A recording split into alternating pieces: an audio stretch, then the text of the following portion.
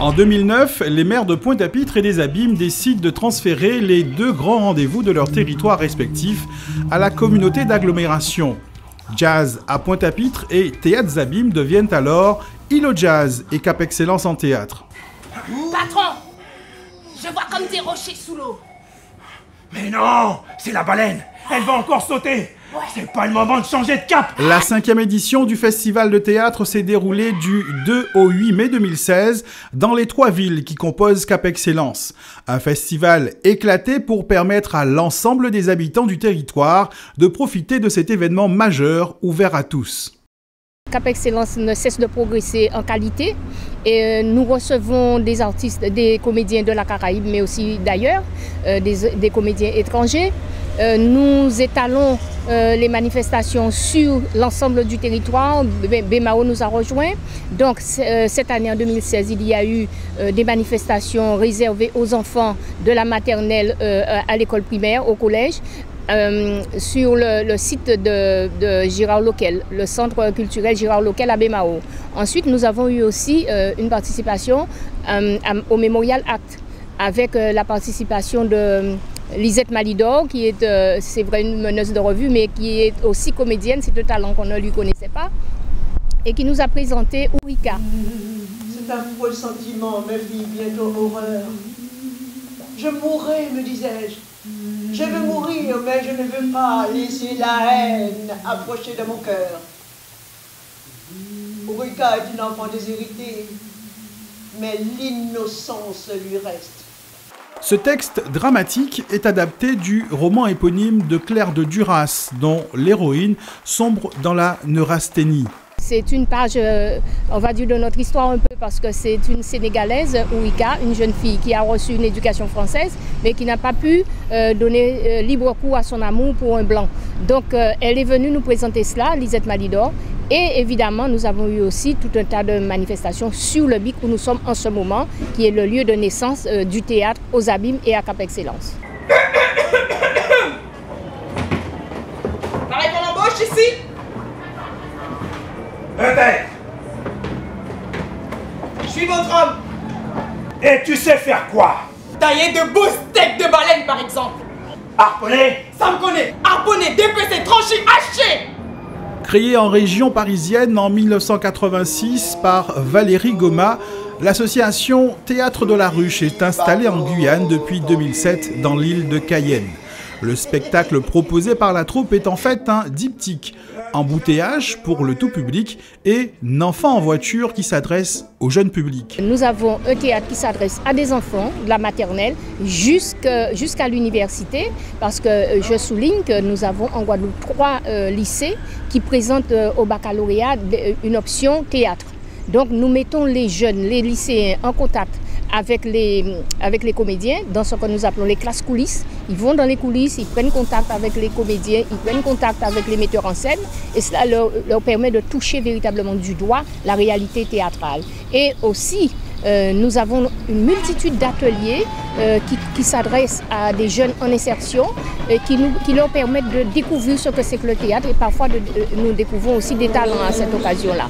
De nouveaux talents, un public fidèle et qui s'étoffe au fil des années. Si Cap Excellence en théâtre pouvait paraître à ses débuts quelque peu élitiste, la diversité des prestations proposées permet à un large public de s'y retrouver. Ce qui est très intéressant, c'est l'intérêt du public pour les lectures publiques, justement, qui se sont déroulées cette année au Mémorial Act et qui ont permis de générer des publics allant de facilement 50 à 200 personnes. Ça, il y a 5 ans, c'était pas du tout possible. Maintenant, on arrive à le faire parce que le public a appris à aimer les histoires. C'est aussi lié au fait qu'on mette en place beaucoup d'actions en rapport avec les publics, comme de la médiation culturelle, c'est-à-dire des actions de sensibilisation, de formation, mais aussi des rencontres professionnelles qui permettent soit au public, soit aux professionnels de se rencontrer et d'échanger sur les problématiques liées à notre territoire. Parce qu'on ne fait pas un festival de théâtre en Guadeloupe comme on le ferait n'importe où ailleurs. Chez nous, le festival de théâtre, c'est d'abord une façon de soutenir et de structurer un milieu économique. C'est-à-dire des professionnels de la culture, qu'ils soient techniques, qu'ils soient artistiques, qu'ils soient en ingénierie culturelle, qu'ils soient dans la médiation. Voilà. Et c'est peut-être ce qui fait l'intérêt de ce festival, c'est cette façon de mettre en musique, je dirais, tous ces acteurs, mais aussi des prestataires privés. Il faut savoir que Cap Excellence en théâtre, c'est près de 200 prestataires qui travaillent avec nous. C'est une trentaine de pièces diffusées hors lecture publique. C'est une dizaine d'actions, non, quinzaine d'actions de médiation. C'est aussi une équipe d'intermittents du spectacle mobilisée sur 15 jours. On va compter une quinzaine de personnes. Autant de petites mains qui concourent à la mise en place des scènes, des décors, de la logistique, de l'accueil et qui souvent demeurent invisibles. Cette année, les initiateurs du festival ont décidé de les mettre sous les feux des projecteurs. Ils ont fait appel à l'œil expert du photographe et cinéaste Philippe Virapin, chargé de capter avec ses objectifs ce travail de fourmi pour le rendre visible. Il a fallu effectivement trouver un chemin, une espèce de fil rouge et le continuer. Donc moi, mon fil rouge, c'était de montrer la préparation des techniciens, les métiers par exemple qu'on n'imagine pas, mais menuisier, c'est énorme. Il y a un travail de décor, de peinture, ça j'ai voulu le mettre en avant. En fait, tous les métiers de technicien, toutes les petites mains qui font qu'à la fin on ne les voit pas. Ils sont invisibles, mais qui, sans eux, donnent une autre encore dimension au spectacle. Les enceintes, enlever des pieds, les mettre sur le sol. Ouais. Ah, regardez aussi pourquoi ces parlets ils marchent pas là. C'est vrai, en fait, ils n'étaient pas allumés. Oui. Je crois qu'ils sont encore plus speed que les comédiens. Ils ont peut-être moins l'angoisse et le trac, mais je sais qu'ils ne dorment pas. C'est-à-dire que ça tourne presque 24/24. J'exagère un petit peu, mais c'est vraiment l'impression qu'ils m'ont donnée. L'impression qu'ils me donnent, c'est qu'ils ne dorment pas pendant une semaine. On voit les yeux se creuser, le visage se creuser. Et à la fin, on est bien content quand ça se termine. Et pour mettre en musique ce festival, c'est toute une équipe qui entoure la directrice des actions politiques et culturelles de Cap Excellence et Olivier Marsin, le directeur technique. Il faudra un truc pour... Parce que tu sais, en fait, le gars, il a deux espèces de trucs poète séparés. À quelle heure tu es au consulat? Un commande le trad et... Tu vois? 7h30, ce qui veut dire 8h30 chez nous. Genre une note presto, ce serait bien. On fait tout pour que tout soit bouclé. Ou quelque chose de... On fait tout pour lui. Il est 11h chez nous. Et ça ferme à midi. Une console lumière, quoi. La région Guadeloupe a le souci de la valorisation de la culture et soutient donc les acteurs dans ce domaine et investit dans les projets culturels. C'est tout naturellement que la collectivité régionale se retrouve aux côtés de Cap Excellence pour la mise en place de son rendez-vous annuel autour de la création théâtrale. Cap Excellence en théâtre, c'est un magnifique lieu de diffusion, c'est une tribune de diffusion pour les créations artistiques, notamment pour la création professionnelle. Donc c'est tout naturellement que nous nous sommes retrouvés à soutenir cette manifestation qui nous semble être une manifestation majeure sur le plan effectivement de l'art dramatique. Il faut donner à voir ce qu'il y a de meilleur dans le pays du point de vue théâtral et du point de vue culturel en général. Donc c'est effectivement une belle vitrine de ce que nous produisons, de ce que nous sommes capables de faire. Bien évidemment en amont, il s'agit d'agir aussi sur les œuvres elles-mêmes et c'est pourquoi la région a contribué à la constitution d'un répertoire des œuvres dramatiques au niveau de la Caraïbe parce qu'il n'y a pas suffisamment d'œuvres disponibles à mettre en scène ensuite et à faire jouer. Donc nous sommes intervenus à ce niveau-là. Et bien évidemment, il était normal que nous intervenions précisément au niveau aussi de la diffusion.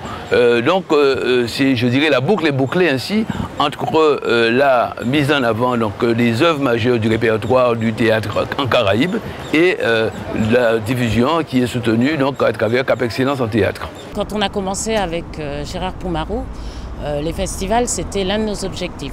Amener nos créations sur un niveau de production national ou international. Et je crois qu'on en prend le chemin puisque beaucoup de pièces que nous diffusons se retrouvent programmées à Avignon en juillet. Ou souvent, lorsque ce sont des lecteurs publics, donnent lieu à des créations. Par exemple, c'est le cas de la pièce Circuler. On a eu la lecture publique pendant Cap Excellence en théâtre. Et prochainement, prochaine édition, j'espère nous aurons la création. Le bœuf, c'est une réalité. L'homme au milieu de la route, c'est une réalité. La femme à 4x4, c'est une réalité. L'assassinat de mon papa, c'est une réalité. Mis en espace par José Exelis avec José et Joël Gernidier, cette création a été l'un des moments forts de l'édition 2016 de Cap Excellence en théâtre. Elle est l'œuvre de José Gernidier, auteur à succès mais aussi acteur.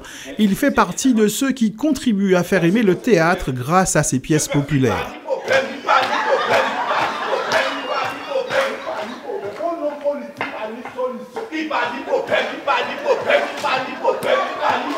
Eddie Arnel, une autre grande figure du théâtre guadeloupéen, également auteur, comédien et metteur en scène, qui navigue entre le comique et le drame. Cette année, il avait pour mission de diriger des jeunes acteurs du Comique Creole Show dans un registre bien au-delà de leur chant théâtral habituel. Un jour, Jocelyne Darine m'a proposé de mettre ce beau monde-là dans le cadre du festival.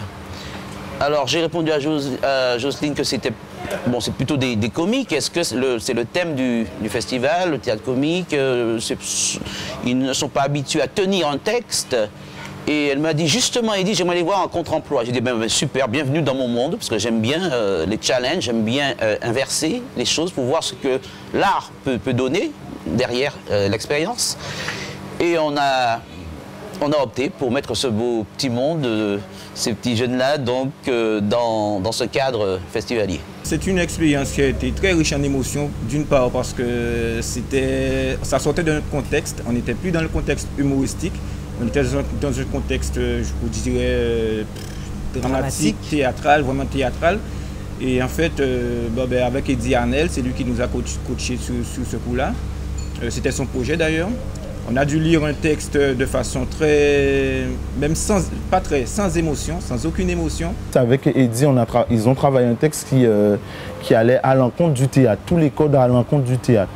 Je pensais, pour moi, c'était difficile parce qu'on était jugé par des professionnels. Ce soir-là, il y avait pas mal de professionnels. Les gars, ils ont dû apprendre en 2 semaines. C'est en 2 semaines, Gilles? Oui, une semaine le texte et rentrer dans le texte. Il ne faut pas donner d'âme à ce texte-là, il fallait être vraiment sans émotion. Et je pense que c'est une bonne expérience. Après, les retours qu'on a eus, c'était bon. C'est un travail autour justement d'un auteur très pertinent, Peter Handke, avec un spectacle qui réinterrogeait, qui détruisait les codes du théâtre. Et donc mettre le CKS dans ce cadre-là, à débiter du texte anti-théâtre en fait, avec une mise en scène hors contexte et hors de la scène aussi, ça a été et pour eux et pour moi une expérience hyper enrichissante parce qu'on ne savait pas, enfin on ne savait pas. On voulait bien croire qu'on aurait pu réussir quelque chose, mais c'est vrai qu'il y avait, c'est un très gros risque. Ce soir nous avons joué, nous avons donné un sens à notre jeu. Une chose nous a cherché à vous atteindre. Certains continueront la soirée ensemble. Ils iront au restaurant. Serez désenchantés. Le rideau est tombé sur la 5e édition de Cap Excellence en théâtre, mais d'ores et déjà, le travail se poursuit dans la perspective de l'édition 2017 de ce grand rendez-vous culturel. Depuis près d'1 an, le CAGI, qui est le Centre d'analyse géopolitique internationale, travaille à analyser cette manifestation, mais non seulement celle-là, mais toutes les manifestations qui demandent une mobilisation budgétaire, j'ai envie de dire. À savoir le carnaval, Îlot Jazz. Donc il y a cette analyse qui est faite. Donc ce que nous souhaitons, c'est savoir quelles sont les retombées économiques, sociales, j'ai envie de dire éducatives, de Cap Excellence en théâtre sur la population. Donc nous sommes en train de travailler à cela. Il y a chaque année un bilan, mais le bilan ne suffit pas parce que dans le bilan, le regard est interne. Nous faisons intervenir le CAGI qui a un regard extérieur, qui porte aussi une évaluation. Et à partir de cela, nous saurons ce qu'il y a lieu d'améliorer à Cap Excellence en théâtre. Mais nous voulons qu'il y ait des retombées économiques substantielles. Nous voulons que les retombées se ressentent. Et donc, c'est à partir de cela que nous allons porter des améliorations, des suggestions, etc. voilà. Espèce de bovidé, vous avez laissé l'impossible devenir possible.